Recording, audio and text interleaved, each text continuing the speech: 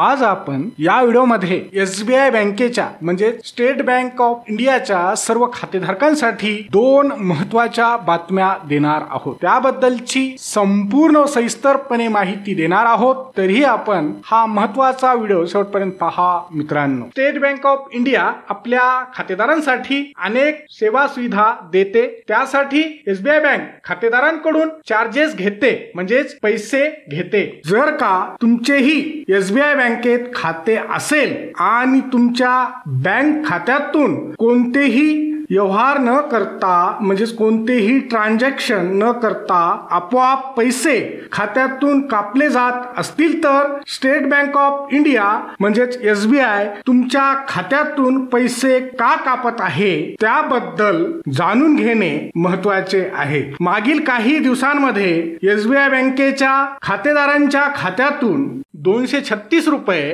कापले जात आहेत म्हणजेच खात्यातून कापले गेल्याचा मेसेज येत आहे। हा मेसेज पाहून अनेक खातेदारांमध्ये नाराजी आहे। अखेर कोणतेही व्यवहार न करता बँकेकडून पैसे का कापण्यात आले यामुळे बरेच ग्राहक नाराज आहेत। अशातच स्टेट बँक ऑफ इंडिया कडून म्हणजेच एसबीआय बँकेकडून स्पष्टीकरण देण्यात आले आहे। एसबीआय बँकेने आपल्या अधिकृत सोशल मीडिया हँडल एक्स वरून म्हणजेच अधिकृत ट्विटर हँडल वरून एक ट्विट करून हे पैसे एएमसी अर्थात वार्षिक देखभाल शुल्क म्हणून ग्राहकांच्या खात्यातून कापले जात असल्याचे म्हटले आहे। याशिवाय एसबीआय बँक डेबिट कार्ड बदलण्यासाठी 300 रुपये प्लस जीएसटी एवढा चार्ज देखील ग्राहकांकडून आकारते। सर्व खातेधारकांसाठी दुसरी महत्त्वाची बातमी म्हणजे देशातील सर्वात मोठी सरकारी बँक एसबीआयने अलीकडेच काही दिवसापूर्वी एक मोठा निर्णय घेतला आहे। स्टेट बँक ऑफ इंडियाने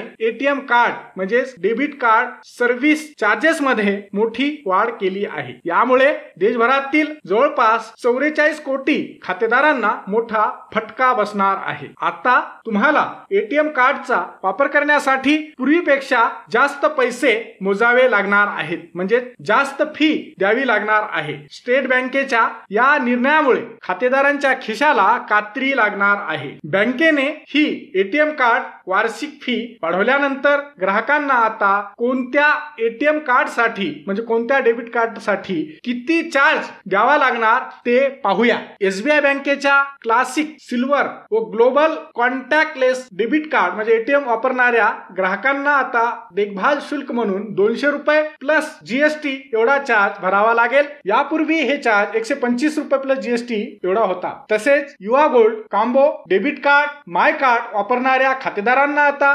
175 रुपयांऐवजी 250 रुपये चार्ज द्यावा लागणार आहे। त्याशिवाय प्लॅटिनम डेबिट कार्ड वापरणाऱ्या ग्राहकांना आता 325 रुपये चार्ज द्यावा लागणार आहे। तर प्राइड आणि प्रीमियम बिझनेस डेबिट कार्ड वापरणाऱ्या खातेदारांना आता 425 रुपये चार्ज भरावा लागणार आहे। हा व्हिडिओ शेवटपर्यंत पाहिल्याबद्दल आपल्या सर्वांचे अगदी मनापासून आभार। खूप खूप धन्यवाद। जय महाराष्ट्र।